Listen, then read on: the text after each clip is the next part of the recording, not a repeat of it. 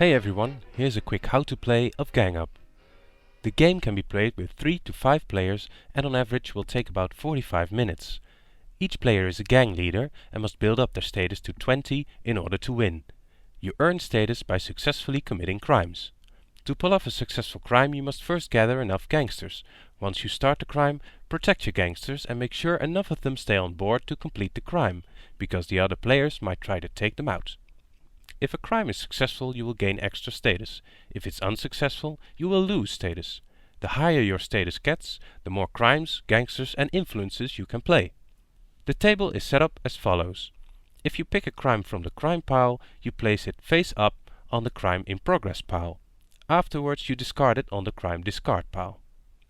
Resource cards are picked up from the resource pile and added to your hand. After resources have been used, they will be placed face up on the resource discard pile. Arrested gangsters will be placed face up on the jail pile. Your headquarters is where you place your gangsters facing up. And finally, your status counter is placed next to your headquarters. The game is played in turns. Let's go through the phases of your turn. The draw phase. Draw a resource card from the resource pile and add it to your hand.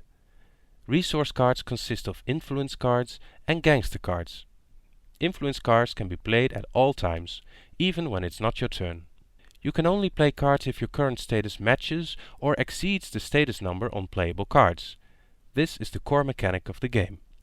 There is no limit to the amount of influence cards you can play. Gangsters can only be played in the following phase. Gangster phase.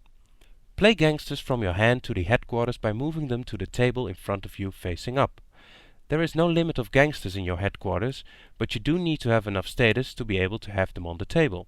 And if possible, you make a snitch switch and trade a gangster from your hand with one in jail. Just make sure the gangster from your hand has a higher status than the one in jail. The crime phase.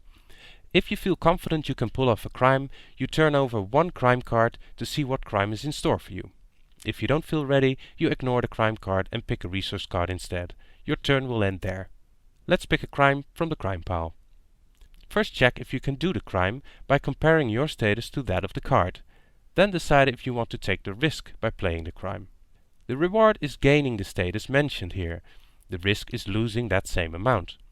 If you can't or don't want to do the crime, there's no penalty to let it pass. Just place it on the crime discard pile. Forget about it. To play the crime you need the required amount of manpower indicated on the card. Each gangster on the table counts as 1 manpower unless specified otherwise. You can provide manpower yourself or ask another player to help.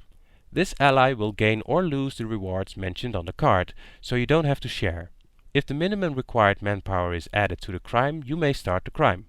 Once the crime is in progress, players may try to take out gangsters, for example by playing influence cards or by using gangster actions. If they succeed and the number of gangsters falls below the required manpower, then the crime fails and you lose status. If you still have or regain the required manpower, you are successful and gain the status. A crime falls into these categories: robbery, fraud, trafficking and gambling. Each category has its own risks and rewards. Robbery gets you in the picture and has a high status reward, but if unsuccessful, will send all the gangsters at the crime to jail. Fraud has little appeal in Crime Town and so the status reward is low, but you won't lose status if you fail. Trafficking is more serious and the reward is higher. You'll get 2 extra resource cards if you pull it off. At gambling, the amount of gangsters starting the crime equals the height of the reward, but the chance of failure is high.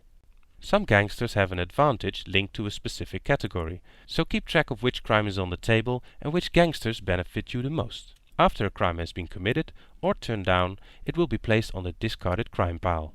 Finally, the discard phase. Discard your hand down to 8 and your turn is over. Now the next player starts. The game continues until a player reaches 20 status, wins the game and becomes the ultimate crime lord of Crime Town.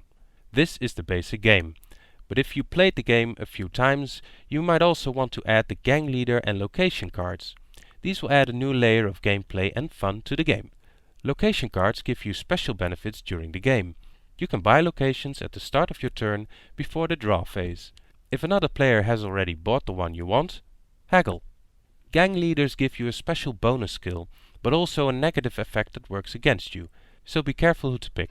For more information, please check out the manual, and have fun!